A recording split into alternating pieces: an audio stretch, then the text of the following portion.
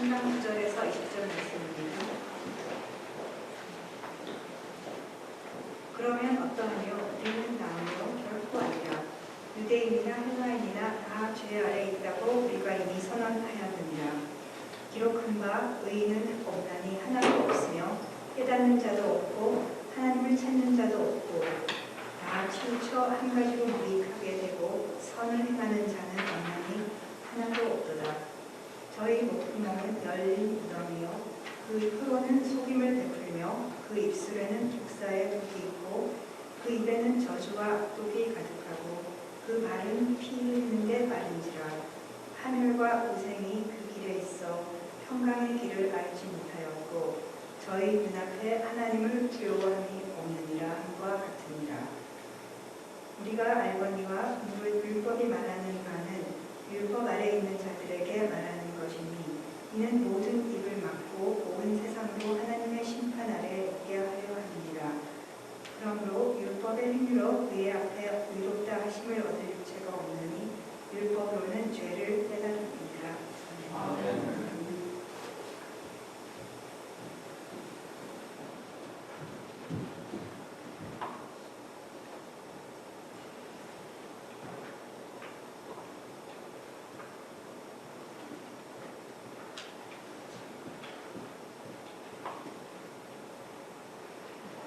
지난주 말씀에서 저희는 하나님이 어떤 분이신가를 같이 살펴보았습니다. 특별히 하나님께서는 심판에 대해서 그리고 구원에 대해서도 항상 의로우신 분이시다.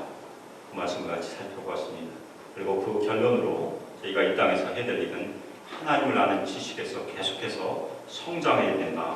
그렇게 말씀드렸습니다. 그러면 오늘은 우리는 누구인가, 나는 누구인가에 대한 그런 해답을 찾기를 바랍니다.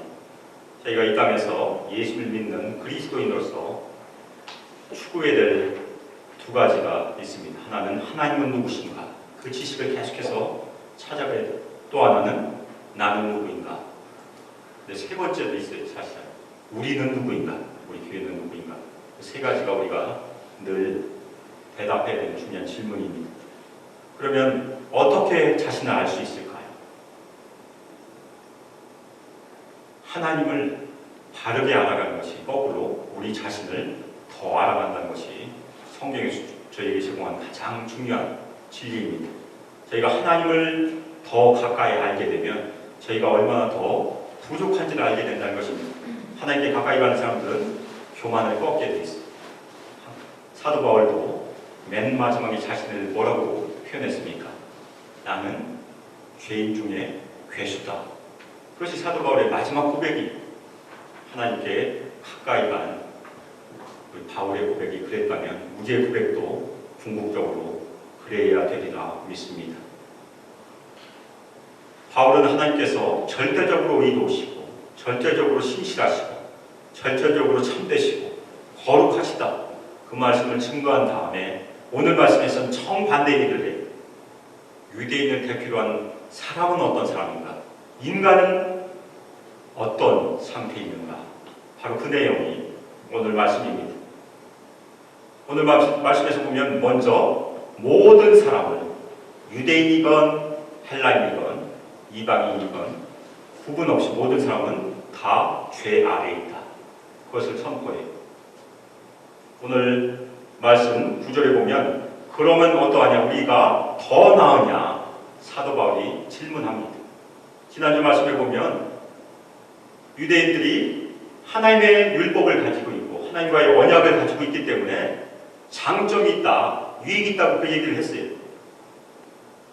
그 얘기를 한 다음에 사도 바울은 거꾸로 물어봅니다.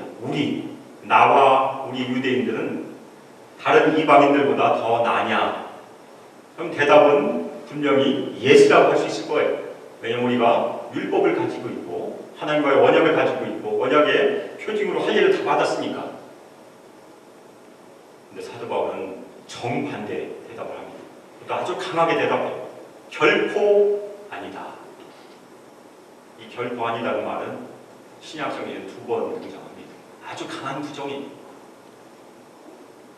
유대인들이 이방인들보다 더 나은 것이 하나도 없다. 절대 아니다. 그렇게 얘기하고 있는 것입니다. 아마 이 얘기를 듣고 있는 사람들이 굉장히 당황했을 것이죠. 아니 처음에는 장점이 있다고 하다가 왜 아무것도 없다고 그러냐. 사도 바울이 지금 대답하는 것이 어떤 내용입니까? 유대인들이 하나님의 율법을 소유하고 있어요.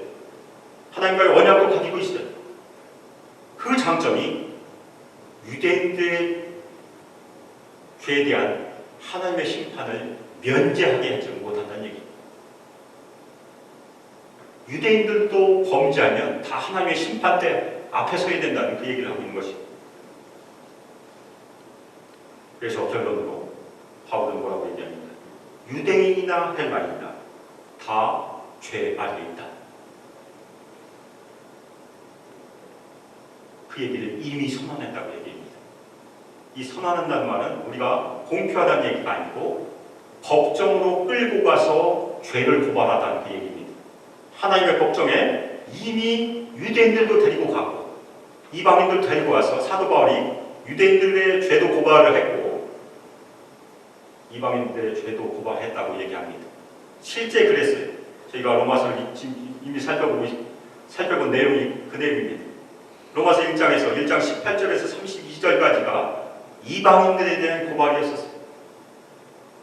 이방인들도 다 하나님의 심판 아래 있다. 유대인들도 마찬가지로 다 심판 아래 있다가 2장의 내용이 있습니다. 이미 고발했어요. 특별히 여기 아래란 말은 종속이라는 의미를 가지고 있습니다. 그래서 죄 아래에 있다는 얘기는 죄의 권세 아래 있다. 죄의 지배 아래 있다는 얘기. 로마서에서 굉장히 중요한 주제 중에 하나입니다. 죄 아래에 있다는 말은 죄가 권세를 가지고 있어서 모든 사람들을 지배하고 있다는 얘기입니다. 더 나아가 우리가 보이지 않는 죄의 권세는 보이는 죄의 형태로 나타나게 되어 있습니다. 이 세상의 악이 바로 그런 증상이 특정한 악한 행동으로 나오게 되어 있습니다. 사람들이 왜 나쁜 짓을 할까? 그 사람들은 이미 죄에 포로되어 있기 때문에 나쁜 짓을 하는 거예요. 세상의 전쟁과 폭력과 잔인함들이 다 그 결과입니다. 그런데 세상 사람들은 그것을 인정하지 않아요.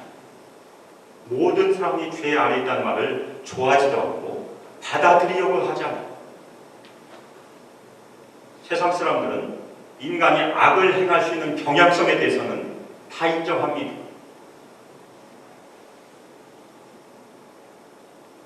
그러나 그것이 아담과 하와가 범죄한 결과라는 것은 인정하지 않아요. 아담과 하와가 범죄한 이후에 모든 인간은 죄의 권세 아래 종되었다는 것을 세상 사람은 절대 받아들이지 않습니다. 그러나 성경은 뭐라고 얘기합니까? 세상 사람들이 뭐라고 하든지 간에 하나님의 말씀은 모든 사람은 죄의 권세 아래 있다고 선언하고 있습니다. 모든 사람은 죄의 종입니다. 그래서 죄는 인간을 사로잡아서 하나님의 율법을 지키지 못하게 하기 때문에 인간은 심판받을 수 없게 되는 것이, 심판받을 수밖에 없게 되는 것이, 그것이 인간의 운명입니다. 다음으로 바울은 의인은 하나도 없다고 얘기해요. 우리가 성경에서 의라는 것은 우리가 눈에 보이는 착한 일을 하는 것을 의미하지 않습니다. 하나님과의 바른 관계를 의미해요. 특별히 사도 바울이 이 부분에서는 유대인들이 잘 알고 있는 구약 성경의 말씀을 인용해서 그들을 구하여 자신들이 잘 알고 있는 말씀입니다. 그래서 10절 시작이 무엇입니까? 기록된 바라는 말로 시작합니다. 이미 알고 있는 내용입니다. 10절에서 12절까지 내용은 시편 14편 1절에서 3절 말씀을 인용한 말씀입니다. 그 말씀을 가지고 먼저 의인은 하나도 없다. 의인은 없나니 하나도 없다. 그렇게 먼저 선언해요. 하나님과의 올바른 관계에서 하나님의 심판대 앞에 담대하게 설 사람이 아무도 없다는 얘기입니다. 모든 사람은 유대인이건 이방인이건 하나님 앞에 유죄랍니다.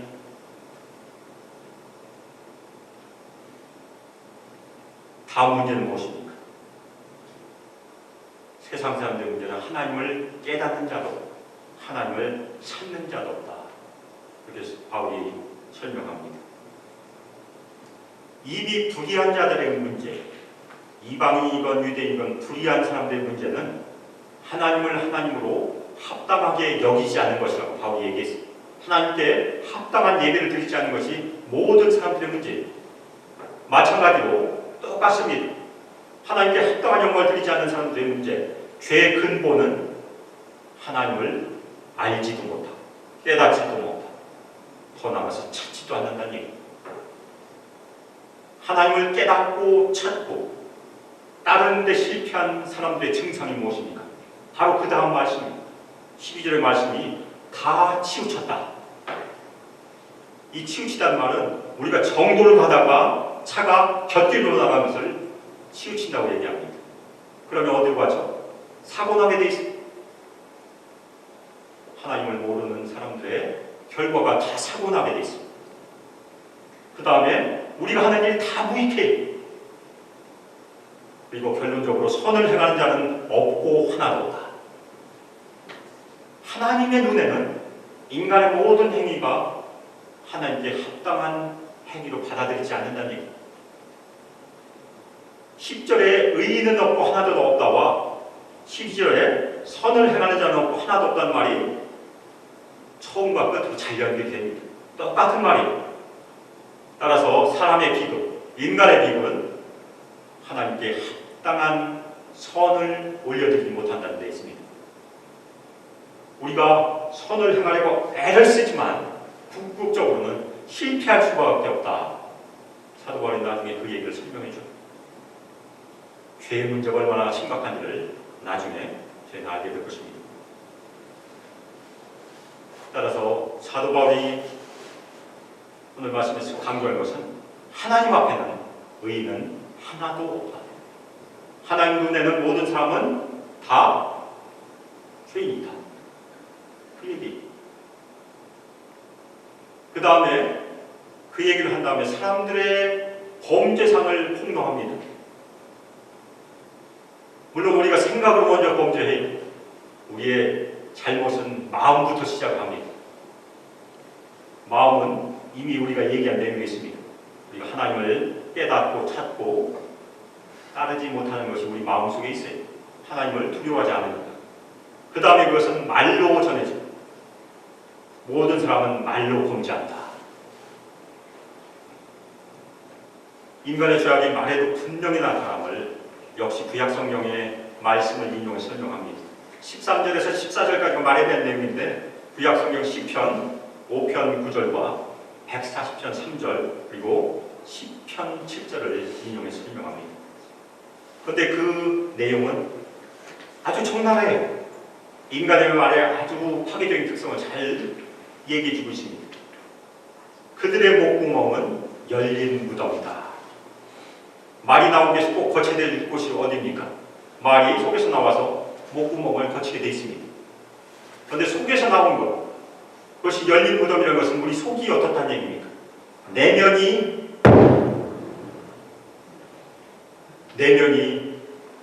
무덤이라는 얘기. 내면에 죽음이 있기 때문에 그것이 밖으로 나오는 것입니다.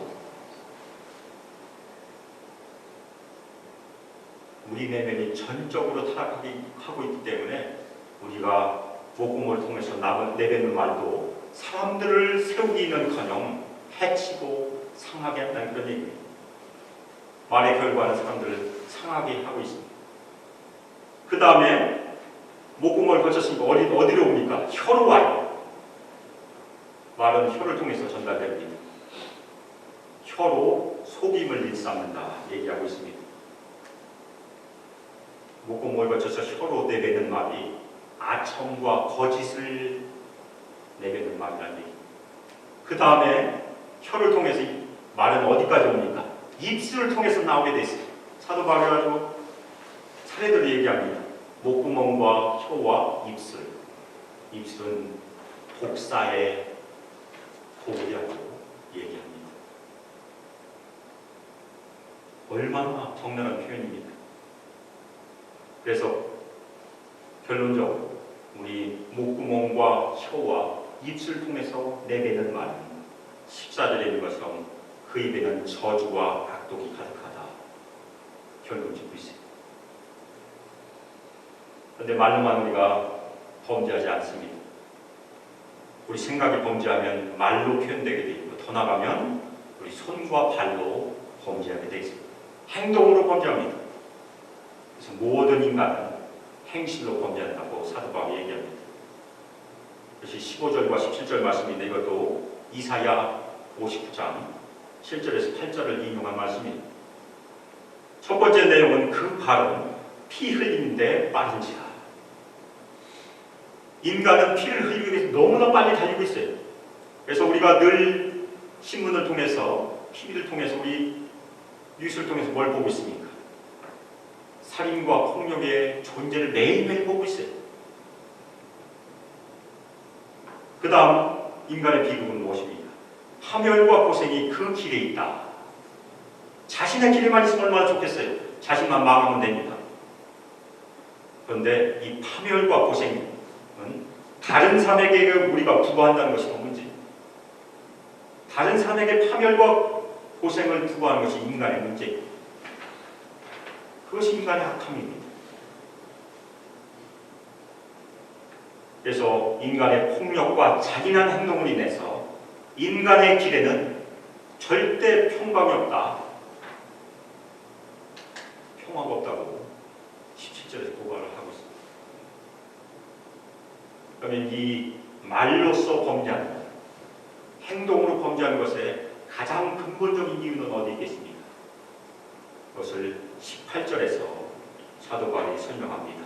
18절에 그들의 눈앞에 하나님을 두려움이 없느니라. 하나님을 경외하지 않는, 하나님을 두려워하지 않는 인간의 결과가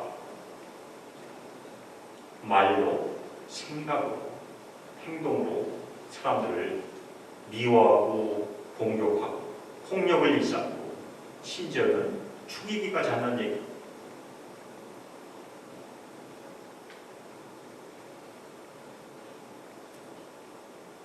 사도 바울은 오늘 말씀을 통해서 결론적으로 19절 20절에서 율법의 행위로는 하나님 앞에 의롭다 하심을 얻을 수 없다고 선언합니다.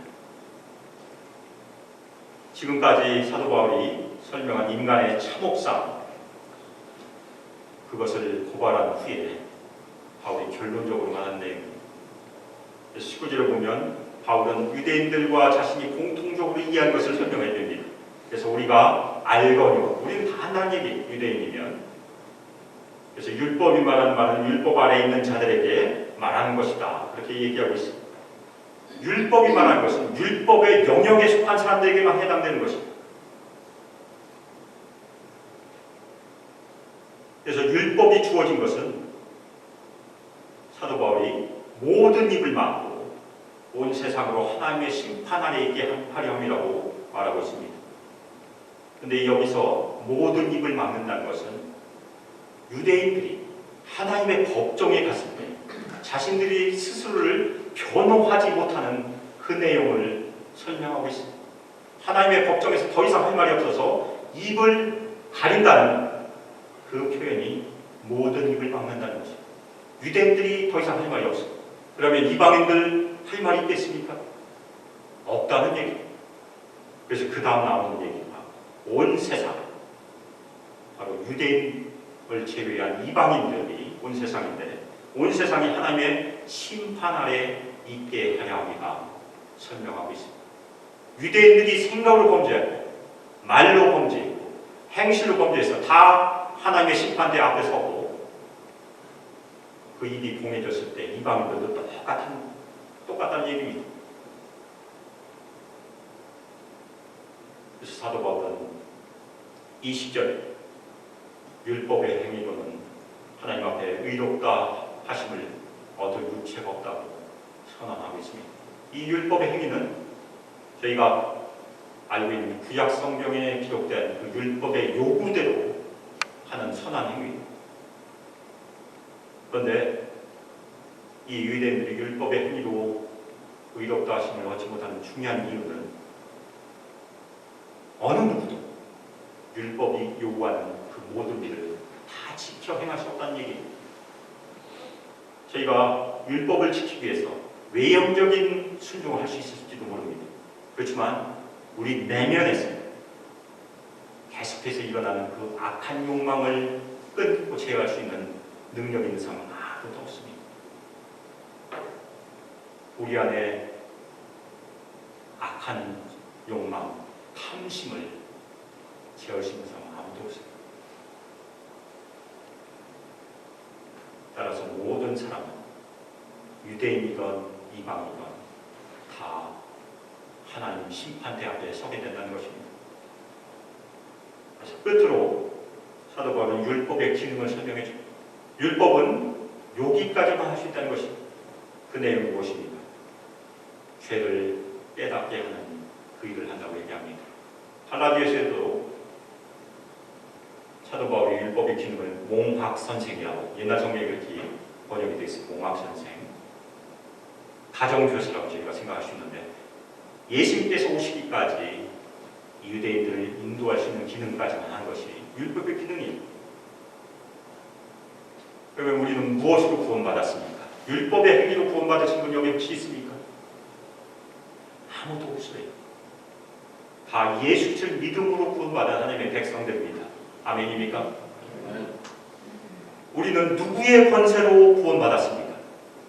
예수 그리스도의 피의 권세로, 예수님께서 피를 흘리심으로 구원받았습니다. 어떤 권세에서 구원받았죠? 우리는 원래 죄 아래 있었지만 죄의 권세로부터 다 구원받았습니다. 그것이 예수 그리스도의 피의 권세입니다. 원래도 우리는 죄의 종이었었어요. 그럼 지금은 누구의 종입니까? 예수님의 종이에요. 예수님께서 자신의 피를 흘리셔서 우리를 샀어요. 맞습니까? 우린 예수님의 종이에요. 우리는 더 이상 죄의 종이 아니라는 것입니다. 우리가 예수를 믿고 죄의 종에서 해방되었을 때 선물 두 가지가 있어요. 하나는 새 마음이라고 말씀드렸고 또 하나는 성령님입니다. 그런데 새 마음만 있는 것이 아니고 하나님께서 새 마음을 선물로 주셨지만 우리 마음속에 아직도 존재하는 것은 무엇입니까? 옛 마음이 있어요. 다 청소되지 않아요. 나중에 예수님께서 다시 오실 때 없어집니다. 그때까지는 우리 마음속에는 새 마음과 옛 마음이 같이 있게 되어 있습니다. 그래서 그 갈등, 싸움이 있게 되어 있어요. 그래서 우리가 건강한 신앙인들은 다 마음속에서 갈등을 겪게 되어 있어요. 오히려 갈등을 느끼지 못하면 아무 갈등이 없이 매일매일 잘 살고 있다 그러면 신앙생활이 잘못될 가능성이 더 많습니다. 매일 우리는 갈등 속에 살 수밖에 없어요. 왜냐하면 우리 마음속에 두 가지 속성이 항상 있으니까. 따라서 우리는 선택을 해야 됩니다. 모세가 가나안 땅으로 가는 이스라엘 백성들에게 놓이는 둘 중에 두 길 중에 하나를 선택하라고 얘기했어요. 생명의 길이냐 사망의 길이냐. 우리도 마찬가지예요. 이 지상에서 우리는 생명의 길을 선택할 수도 있고 사망의 길을 선택할 수 있습니다. 누구의 종이 되느냐에 따라서 우리가 구원받았지만 옛 속성의 종이 돼서 계속 살면 우리는 사도 바울이 오늘 구걸한 것처럼 당연히 생각에서나 말에서나 행동에서 범죄하게 돼 있습니다. 우리 마음을 제어하지 못하면 우리 마음에서 미워하게 되고 정죄하게 되고 심판하고 폭력을 행하고 심지어는 마음으로 살인까지 할 수 있어요. 아무도 모르니까. 그것이 우리 마음의 잔악함입니다. 마음을 더 절제하지 못하면 당연히 말로 나오게 돼 있어요. 그래서 말로 사람들을 미워하고 정죄하고 때리고 심지어는 말로 죽일 수 있어요. 여기서 그치지 못하면 우리는 당연히 폭력을 행하게 되고 다른 사람을 상하게 할 수 있는 것이 우리 그리스도인들의 연약함이기도 합니다. 따라서 우리는 매일매일 누구의 종이 될 것인가 선택해야 됩니다. 우리가 새 마음을 따라 우리 마음에 계신 성령님의 종이 되기를 선택하면 우리는 옛 마음을 제거하고 성령께서 인도하신 길을 걸어갈 수 있습니다. 그것이 갈라디아서 5장 1절에서 말씀하는 내용입니다. 예수 그리스도의 피로 자유를 얻은 우리는 더 이상 죄의 종의 멍에를 매지 말라는 것입니다. 그리스도께서 우리를 자유롭게 하려고 자유를 주셨으니 그러므로 굳건하게 서서 다시는 종의 멍에를 매지 말라.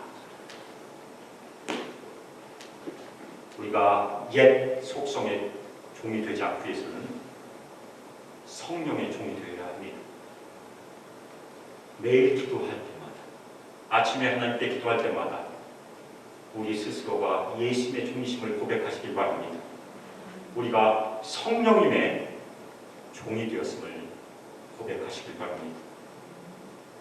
다음으로 우리 싸움은 치열할 수 있어요. 그 치열한 싸움에서 최선을 다해서 그 죄된 속성과 싸워야 합니다. 우리 마음속에 잠자고 있는 그 죄된 속성은 가공할 만한 능력을 가지고 있어요. 우리는 깨우면 안 됩니다. 잠자게 내버려둬야 돼요. 그래서 그 죄성이 깨어나지 않도록 우리가 이 땅에서 해야 될 일은 무엇입니까? 계신 믿을 때 받은 선물들이 있어요. 빛의 선물들이 많이 있어요. 그 중에 말씀과 기도가 대표적인 것입니다.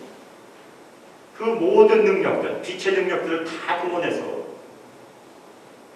노력하고 싸워야 합니다. 그것을 잘 설명해 준 말씀이 로마서 8장 13절 말씀입니다. 너희가 육신대로 살면 반드시 죽을 것이거든 영으로서 몸의 행치를 죽이면 살리니. 우리 마음에 잠자고 있는 죄성을 깨우면 그 죄성대로 살면 자신이 이 땅에서 죽음을 경험할 수 있습니다.